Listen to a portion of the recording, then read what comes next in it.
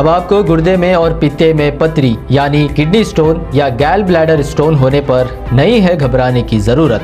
शहर हैदराबाद में सालों से इस इलाज के लिए खानदानी सिलसिले से चला आ रहा है भरोसेमंद नाम RS यूनानी फार्मेसी, जहां पर खास तौर पर पित्ते में मौजूद पथरी और दोबारा पथरी ना होने का किया जाता है मुकम्मल इलाज। आपको इस दर्द से हमेशा के लिए मिल जाएगा छुटकारा।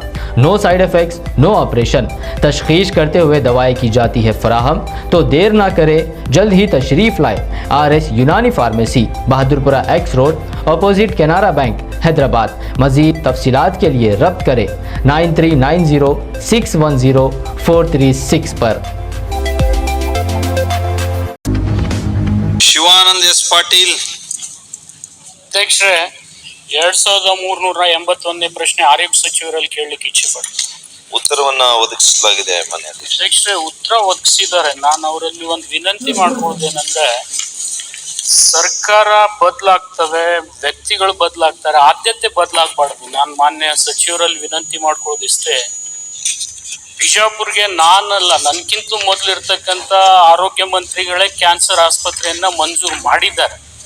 ಮಾಡಿ ಹಣ ಕೂಡ ನಾನಿದ್ದಾಗ ಬಿಡುಗಡೆ ಮಾಡಿದ್ದೀನಿ ಅರ್ಧ. ಅದನ್ನ ಪೂರ್ತಿ ಮಾಡ್ಲಿಕ್ಕೆ 47 ಕೋಟಿ ಬಿಡುಗಡೆ ಮಾಡಬೇಕಾಗಿತ್ತು. ದುರ್ದೈವಶ 5 ಕೋಟಿ ನಾವು ಬಿಡುಗಡೆ ಮಾಡಿದ್ವಿ ಆಗಿನ ಹಣದ ಲಭ್ಯತೆ ಆಧಾರದ ಮೇಲೆ.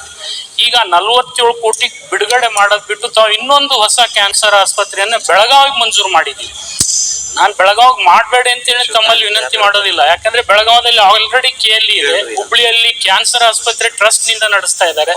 ತಾವು ಆದ್ಯತೆ ಮೇರೆಗೆ ಬಿಜಾಪುರ್ನಲ್ಲಿ ಏನ್ ಮಂಜೂರಾಗಿದೆ ಅದನ್ನ ದಯಮಾಡಿ ಬದಲಾವಣೆ ಮಾಡಬೇಡಿ. ಆದ್ಯತೆ ಮೇರೆಗೆ 47 ಕೋಟಿ ಹಣ ಬಿಡುಗಡೆ ಮಾಡಿ ಇದನ್ನ ಯಾವಾಗ ಪೂರ್ತಿಗೊಳಿಸ್ತೀರಿ, ಇದು ಒಂದನೇ ಪ್ರಶ್ನೆ. ಎರಡನೇದು, ಇದರಲ್ಲೇ ನನ್ನ ಸೂಪರ್ ಸ್ಪೆಷಾಲಿಟಿ ಆಸ್ಪತ್ರೆ ಬಗ್ಗೆ ಕೂಡ ಇದೆ. ಆ ಸೂಪರ್ ಸ್ಪೆಷಾಲಿಟಿ ಆಸ್ಪತ್ರೆ ಈಗಾಗಲೇ 3 ಹಂತದ ಕಟ್ಟಡ ಮುಗಿದಿದೆ. ಅದಕ್ಕೆ ಸ್ಟಾಫು ಮತ್ತು ಮಟೀರಿಯಲ್ಸು ರಿಲೀಸ್ ಮಾಡಬೇಕಾಗಿತ್ತು, ಅದು ಕೂಡ ನಿಮ್ಮವ್ರು ಮಾಡ್ತಾ ಇಲ್ಲ. ದಯಮಾಡಿ ಇದ್ರ ಬಗ್ಗೆ ತಾವು ಸ್ಪಷ್ಟೀಕರಣ ಕೊಡಬೇಕು. ಮಾನ್ಯ ಅಧ್ಯಕ್ಷರೇ, ಬಿಜಾಪುರದಲ್ಲಿ ಮಾನ್ಯ ಶಾಸಕರು ಮಂತ್ರಿಗಳಾಗಿದ್ದಾಗ 17ರಲ್ಲಿ ಮೊದಲನೇ ಹಂತದಲ್ಲಿ ಒಂದು ಸೂಪರ್ ಸ್ಪೆಷಾಲಿಟಿ ಆಸ್ಪತ್ರೆಗೆ ಮೊದಲನೇ ಹಂತದಲ್ಲಿ 25 ಕೋಟಿ ರೂಪಾಯಿ ಮಾಡಿದ್ರು. ಅದು ಈಗಾಗಲೇ ಕಾಮಗಾರಿ ಮುಗಿದಿದೆ ಮತ್ತು ಸೇವೆ ಕೂಡ ಈಗ ಆಲ್ರೆಡಿ ಪ್ರಾರಂಭ ಆಗಬೇಕು. 14/8/20ರಲ್ಲಿ ಈ ಕಾಮಗಾರಿ ಮುಗಿದಿದೆ. ಎರಡನೇ ಹಂತಕ್ಕೆ ಒಟ್ಟು 88 ಕೋಟಿ ರೂಪಾಯಿಗಳಲ್ಲಿ ಸೂಪರ್ ಸ್ಪೆಷಾಲಿಟಿ ಹಾಸ್ಪಿಟಲ್ ಅನ್ನ ಮಂಜೂರು ಮಾಡಿದ್ದಾರೆ. ಅದರಲ್ಲಿ ಆಂಕಾಲಜಿ ಅನ್ನುವಂಥದ್ದು ಒಂದು ಬ್ಲಾಕ್. ಅದು ನಿಮಗೆ ಅದು ಬ್ಲಾಕ್ ಅಂತ ಯಾರಾದ್ರೂ ಹೇಳಿದ್ರೆ ಅದು ನಿಮ್ಮ ಅಧಿಕಾರಿಗಳನ್ನ ಕರೆದು ಕೇಳ್ಕೊಳ್ಳಿ. ಯಾಕಂದ್ರೆ ಆಂಕಾಲಜಿ ನಮ್ಮ ಇಲ್ಲ, ತಿಳ್ಕೊಳ್ಳಿ. ಬೇಕಾದ್ರೆ ನಾನು ವಿನಂತಿ ಮಾಡ್ತೀನಿ, ಆಮೇಲೆ ನೀವು ಬೇಕಾದ್ರೆ ಕರಿ, ನಾನು ಕ್ಲಾರಿಫೈ ಮಾಡ್ತೀನಿ. ತಮ್ಮನ್ನ ಆಹ್ವಾನ ಕೊಟ್ಟು ನಾವು ಒಂದು ಸಭೆಯನ್ನು ಮಾಡೋಣ. ಈಗಾಗಲೇ 88 ಕೋಟಿ ರೂಪಾಯಿಗಳಲ್ಲಿ ತಮಗೆ ಗೊತ್ತಿದೆ 40 ಕೋಟಿ ರೂಪಾಯಿಗಳನ್ನ ಸಿವಿಲ್ ಕಾಮಗಾರಿಗಳಿಗೆ ನಿಗದಿಪಡಿಸಿದೀವಿ. ಸೂಪರ್ ಸ್ಪೆಷಾಲಿಟಿ ಈಗಾಗಲೇ 5.5 ಕೋಟಿ ರೂಪಾಯಿಯಲ್ಲಿ ಆಂಕಾಲಜಿಗೆ ಇಲ್ಲಿವರೆಗೂ ಮಾಡಿದ್ದಾರೆ ಅಷ್ಟೇ. 5.5 ಕೋಟಿ ರೂಪಾಯಿಯಲ್ಲಿ ಮಾಡಿದ್ದಾರೆ.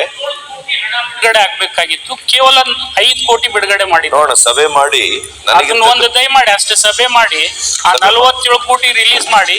ನಂದು ಇನ್ನೊಂದು ರಿಕ್ವೆಸ್ಟ್, ಬಾಗಲಕೋಟೆಗೂ ಮೆಡಿಕಲ್ ಕಾಲೇಜ್ ಇಲ್ಲ, ಬಿಜಾಪುರ್ಗೂ ಮೆಡಿಕಲ್ ಕಾಲೇಜ್ ಇಲ್ಲ. ಮತ್ ನೀವು ಚಿತ್ರದುರ್ಗಕ್ಕೆ ಹೊಸ ಮೆಡಿಕಲ್ ಕಾಲೇಜ್ ಮಾಡಕ್ ಹೋಗಿದ್ರು, ಬಾಗಲಕೋಟೆಗೆ ಮಂಜೂರು ಮಾಡಿರಿ, ಆ ಕೆಲಸನೂ ಆಗ್ತಾ ಇಲ್ಲ, ಬಿಜಾಪುರ್ಗೂ ಆಗ್ತಾ ಇಲ್ಲ. ದಯಮಾಡಿ ಈ ಕಡೆ ಏನಿದೆ ಈಗ ಬರ್ತಕ್ಕಂತ ಈಗ 9-10 ಜಿಲ್ಲೆ ಏನಿದೆ ವಿಜಯಪುರ ಒಳಗೊಂಡು PPP ಮಾದರಿಯಲ್ಲಿ ನಾವು ಎಲ್ಲಾ ಹೊಸ ವೈದ್ಯಕೀಯ ಕಾಲೇಜುಗಳನ್ನ ಆ ಮಾದರಿಯಲ್ಲಿ ಈ ವರ್ಷನೇ ತೆಗೆದುಕೊಳ್ಳಿಕ್ಕೆ ನಾವು ಪ್ರಾರಂಭ ಮಾಡಿದ್ದೀವಿ.